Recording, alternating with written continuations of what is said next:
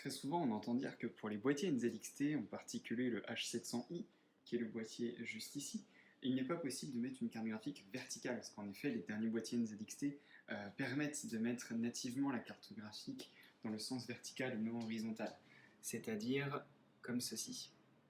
Donc c'est tout à fait possible, avec très peu de modifications, avec un coût relativement léger, de placer une carte graphique verticale, même une très longue, hein. Là on est sur une 1080 Ti Trio de MSI, une carte graphique qui est vraiment extrêmement longue et qui rentre parfaitement dans la tour. Donc du coup je vais vous montrer comment faire.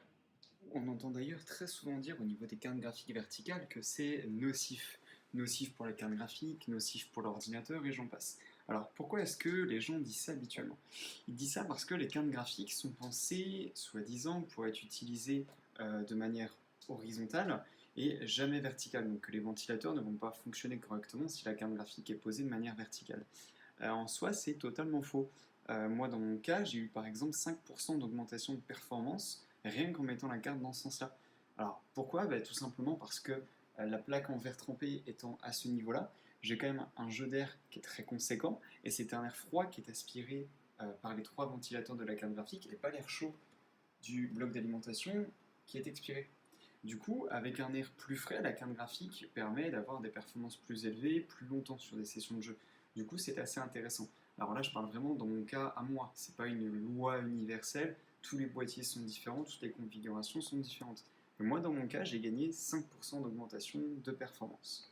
Du coup, de quoi aura-t-on besoin? Nous aurons besoin de deux choses. Premièrement, nous allons avoir besoin d'un outil pour découper ces petites ailettes qui sont à l'arrière de la tour. Vous allez me dire, mais oui, mais si on peut les enlever manuellement pour faire passer la carte graphique, pourquoi est-ce qu'on les découpe? Parce que ces ailettes-là, en soi, oui, s'enlèvent manuellement pour faire passer les prises en fait de la carte graphique qui sont à l'arrière, DVI, HDMI et j'en passe. Simplement, le support pour ces petites ailettes, comment est-ce qu'on le découpe? Là, on est sur une configuration, le boîtier H700i ne permet pas de mettre nativement une carte graphique verticale. Je pense que vous le savez si d'ailleurs vous regardez cette vidéo. Donc la technique est de découper le métal avec une petite machine. Alors vulgairement, les gens diront il te faut une Dremel, etc., etc. Moi, c'est le même principe, sauf que c'est un générique qui coûte beaucoup moins cher. C'est pas pour faire des grands travaux, c'était juste pour découper cette tour-là. En gros, c'est une machine, vous la branchez, vous appuyez, le moteur fait tourner cette partie-là, et c'est bon. Il va nous falloir quoi comme outil? Il va nous falloir comme tête, du moins, ceci. Petite tête qui permet justement de découper l'aluminium ou le métal, hein, je ne sais quelle matière c'est, de la tour. Et bien entendu, il va aussi nous falloir l'adaptateur. Alors moi j'ai pris l'adaptateur de Cooler Master, il est vendu sur différents sites internet au prix de 48, 49, voire 55 euros. C'est pareil, c'est la même matière en fait, je pense que la tour utilisée sur la H700i. L'avantage de ce modèle-là, c'est qu'il est plus ou moins universel, même s'ils vont vous dire que ça a été pensé pour certains types de boîtiers et j'en passe. Mais en soi, pour moi, ça fonctionne très bien. Et l'avantage, c'est qu'il est également fourni avec la nappe, donc le riser, qui se fixe sous la carte graphique. C'est ce qu'on va avoir de branché ici. Et en fait, ça va être un peu en quelque sorte la rallonge entre la carte graphique et le port PCI de la carte mère. Cet adaptateur de Cooler Master, d'ailleurs, on va le retrouver juste ici. Donc la partie inférieure sur laquelle repose la carte graphique et justement la partie qui va se fixer dans le boîtier à la place des anciennes ailettes, puisque du coup nous allons découper cette zone pour pouvoir fixer cet adaptateur. Alors je vous recommande bien entendu de faire ça sur une tour vide, c'est-à-dire sans composants électroniques, parce que c'est une procédure qui va générer énormément d'étincelles et de poussière.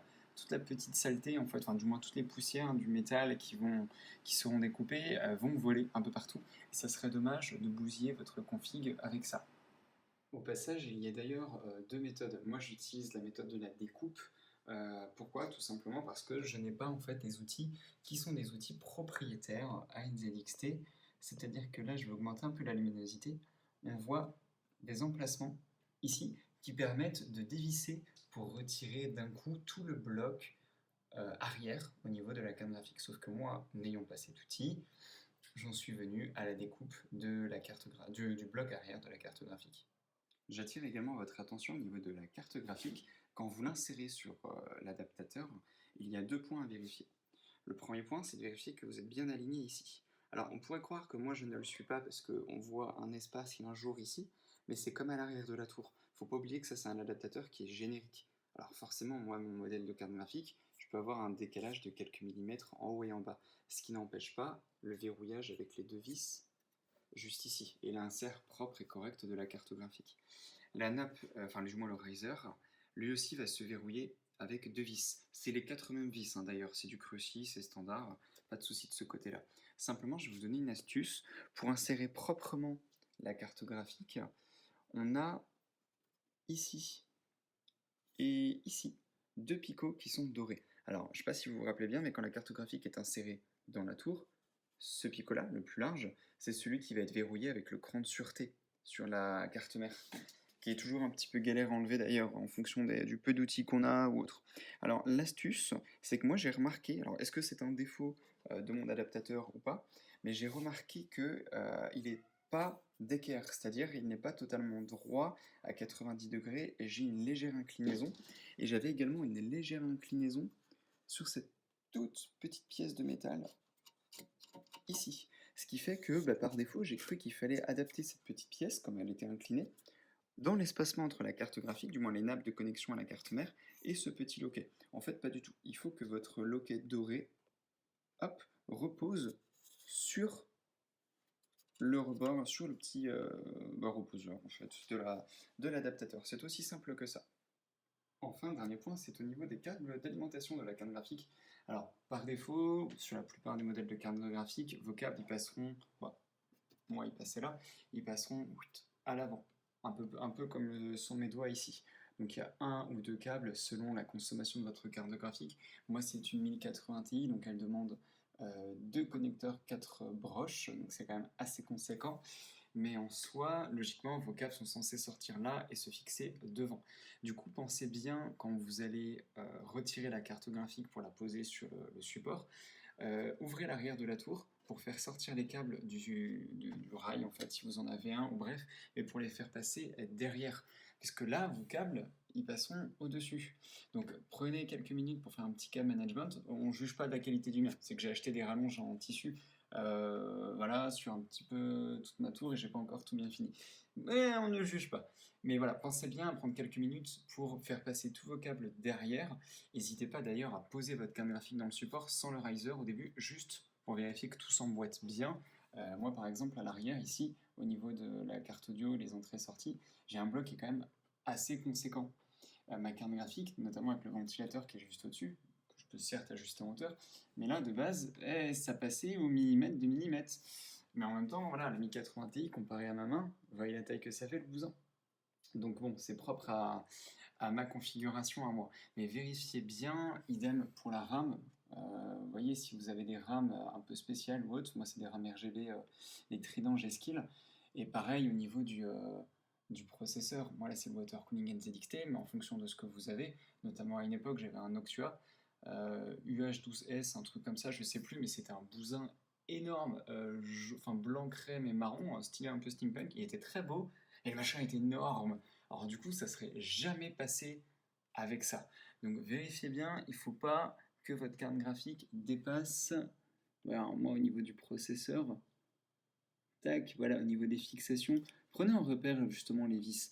Il ne faut pas que le système de refroidissement que vous avez, soit air cooling, soit water cooling, dépasse de ces vis de fixation là. Sinon, je ne suis pas sûr que votre carte graphique rentre, vous faites attention, encore une fois, ça dépend vraiment du modèle de la carte graphique, mais si elle est un peu conséquente, faites gaffe. N'oubliez pas d'ailleurs de bien réfléchir à votre projet avant de le faire. Une découpe de tour, c'est un peu comme une sortie dans certains festivals, c'est toute sortie est définitive. C'est-à-dire que si vous faites ça, donc vous découpez votre tour, vous ne pourrez pas remettre votre carte graphique horizontale après. Sauf si vous achetez un adaptateur, donc dans ce cas, il faudra complètement finir la découpe propre de votre tour, mais c'est fini. C'est pour ça qu'il faudra bien vérifier avant la compatibilité, enfin être sûr que votre carte graphique passe bien, que tout est bon au niveau de la RAM, de l'arrière, du pros, etc. Parce que vous n'aurez pas de retour en arrière possible. Après, vous avez deux méthodes. Vous avez, comme je le montre sur la photo à gauche, des traits qu'on voit sur les tiges à l'arrière de la tour, les tiges qui étaient d'origine. C'est qu'au départ, moi, je pensais découper, donc j'avais pris une marque en fait vis-à-vis de, hop, là où commence la carte graphique ici, pour laisser les picots aller jusque là et en fait faire une découpe propre en limant après.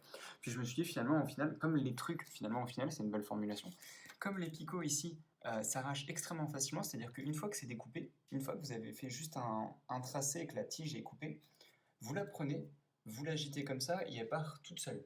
Vraiment, il n'y a même pas besoin de forcer. Il faut juste faire gauche-droite, gauche-droite, gauche-droite. Vous le faites entre allez, 2 et 10 fois selon la tige et ça part tout seul en fait. C'est pour ça que là on voit encore des petites marques argentées. Je vais passer un petit coup de marqueur noir pour atténuer ça. Mais voilà, c'est quelque chose d'assez simple, mais faites attention et n'oubliez pas que une fois que c'est fait, c'est fait. Alors j'espère que cette vidéo vous aura permis de mieux comprendre comment fixer la carte graphique dans la tour.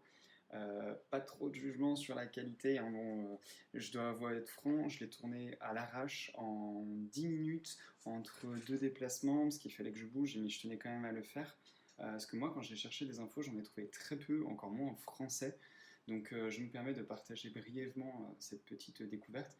D'autant que ce que je vous dis là pour la tour H700i de NZXT est valable pour la majorité des tours. Donc n'hésitez pas à faire partager la vidéo si vous avez des potes qui en parlent avec vous. N'oubliez pas, moi dans mon cas, ça n'a pas réduit les performances. Au contraire, j'ai gagné 5% de perf sur tous les outils de bench que j'ai utilisés. C'est quand même assez cool. Donc voilà, amusez-vous bien, n'oubliez pas que toute découpe est définitive, faites très attention, préférez le faire quand votre tour sera vide, c'est-à-dire avant de mettre vos composants dedans. Par sécurité, hein, je ne serai pas responsable si des étincelles volent sur mon composant et que vous bousillez votre carte mère ou autre. Donc voilà, faites très très attention, mais si vous êtes minutieux et que vous suivez le petit guide qui est fourni en plus dans la boîte de l'adaptateur couleur master, il ne devrait pas trop y avoir de problème. N'hésitez pas à faire partager des photos d'ailleurs dans les commentaires en lien là, de cette vidéo. Et moi je vous dis peut-être à la prochaine sur cette chaîne.